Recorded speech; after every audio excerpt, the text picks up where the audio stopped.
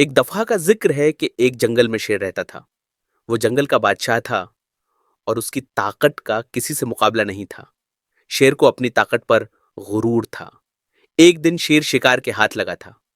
بات درخت کے نیچے آرام کر رہا تھا کہ اچانک ایک کووا آیا اور اس کے قریب بیٹھ کر چہچہانے لگا۔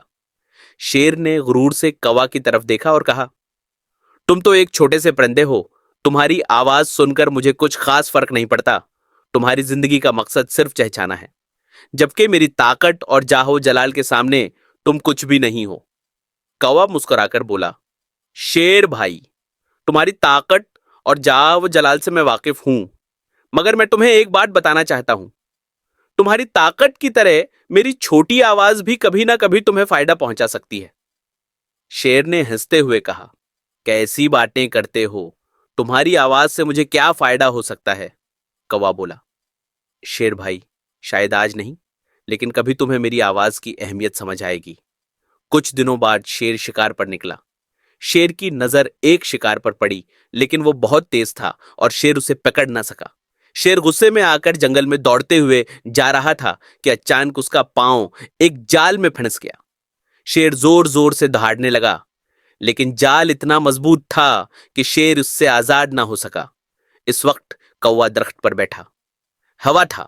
کوا نے شیر کی دہاڑ سنی اور فوراً وہاں پہنچا۔ اس نے شیر سے کہا، شیر بھائی، میں نے کہا تھا کہ میری آواز کبھی تمہاری مدد کر سکتی ہے۔ اب میں تمہیں آزاد کرنے کا طریقہ جانتا ہوں۔ کوا نے شیر کے قریب جا کر جال کے پھندے کو کھولا اور شیر کو آزاد کر دیا۔ شیر حیرانی سے بولا، تم نے میری مدد کی؟ تمہاری آواز نے واقعی میری زندگی بچا لی۔ کوا مسکرا کر بولا، یاد رکھو شیر بھائی، طاقت ہمیشہ بڑی چیز نہیں ہوتی، کبھی کبھی چھوٹی چیز بھی بڑی مدد دے سکتی ہے۔ شیر نے کوا کا شکریہ ادا کیا اور اپنی غرور کو چھوڑ کر کوا کی عقل اور حکمت کا احترام کیا۔ کبھی اپنی چھوٹی سی چیز یا طاقت کو کمتر نہ سمجھیں۔